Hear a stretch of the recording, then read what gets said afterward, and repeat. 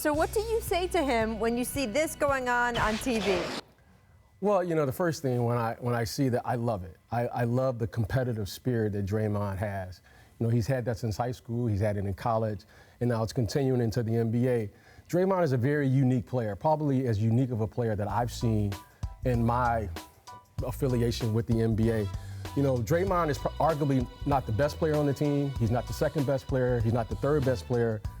But Draymond Green is the leader of that team. And that's a very unique experience. You know, I played with Scottie and Michael. Scottie and Michael were our leaders, clear. Draymond may not be the best player on the team, but he's without question the leader of the team. And when you lose that competitive spirit that he has and brings to the court, you're going to lose something. So I always encourage him to not allow his emotions to get in the way of what he does very well. His leadership is bar none. I've been around great leaders. I've played with, you know, guys who've won championship, and that's what makes Draymond special as a player. And that's a very unique quality that he has and he brings every night.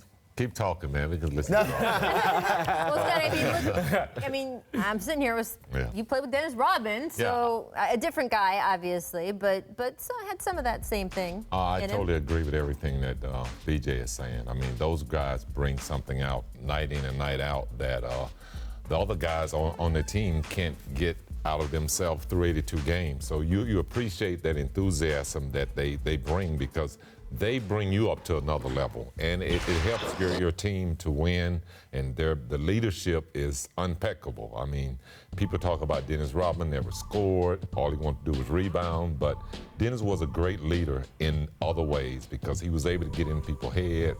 He'd give hard fouls when you come into the lane. So he did things, again, like Draymond, that a guy small that does that you respect a 7-footer need to do. BJ's like, pay those fines. It's fine. It's okay. BJ, what are your reactions to the whole Jimmy Butler thing that's happening in Minnesota? Because I'm sure Derek is calling you being like, and this happened today. Well, you know, as a former player, as a person who worked in the front office as executive, now working as an agent, you know, I'm very sensitive to the situation because there has to be truth tellers up here. And there has to be a level of professionalism that you have to bring to the court and be an example to the next generation. And there were guys, when I came into this league, who showed me the right way and the wrong way to do things. And if something like that happened in our core, in our locker room, there was a guy that I played with, Bill Cartwright, who we called the teacher, who was a phenomenal leader. And we all learned the right thing and the wrong thing to do for the next generation.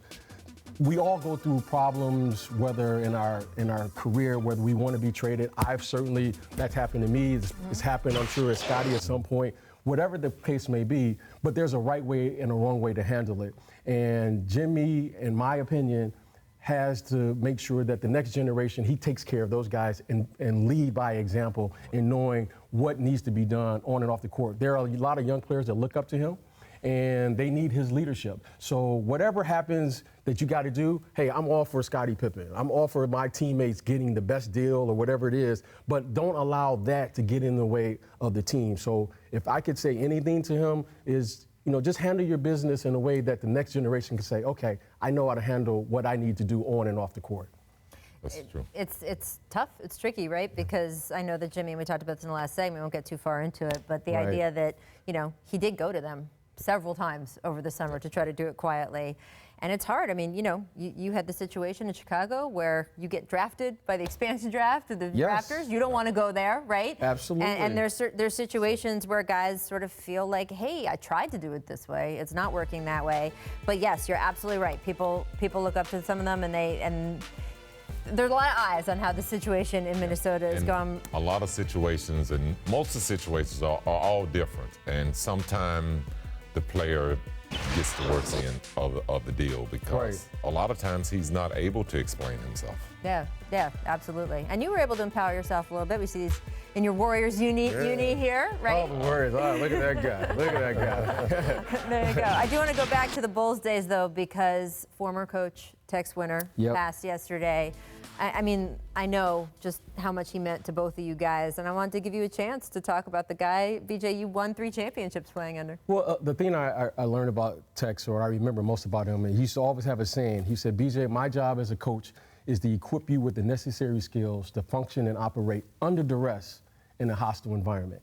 In translation to that, he always stressed, the fundamentals of the game. Tex was always a fundamental coach. Yep. He would make Scottie and I line up and just throw bounce passes, and we would look at each other and go, why do we need to throw bounce passes? We're in the NBA. Right. Why do we need to throw chest passes? And Tex, in the locker room, he would always say the same thing. There's no substitute for effort and energy. That was our job as players to bring that. And he was the first coach in my career that empowered me. He asked me, do I have permission to tell you the truth? And that was very empowering to me, that a person saw me beyond just me as a player in a uniform. He said, BJ, do I have the power to tell you the truth? Are you giving me permission? Are you giving me permission to tell you the truth? Which was very empowering to me as a young kid, out of Detroit, to say, you know what, this guy sees BJ and that we're going to have some type of relationship that goes beyond me just player-coach relationship. So I always respected that, and he was the best. Yeah, and BJ said it the best. I mean, Tex Winter was the best. I mean, offensively, this guy was a guru, and he wanted everyone to understand the game from a perspective of not being talented and not being the most skilled player on the court, but just play the game the right way and everybody wins. And he was one of those guys, for me early on, one of my biggest critics. I mean, every time there was a timeout, I did not want to see Tex. Like, I didn't want to see Tex because Tex was going to, give me a look, or he was just going to criticize me. But it was all in the learning process, and there's no guy that I appreciate greater for my career than Tex Winter. I mean, he was a winner. He was a guy that believed in me, and I wholeheartedly loved him. Well,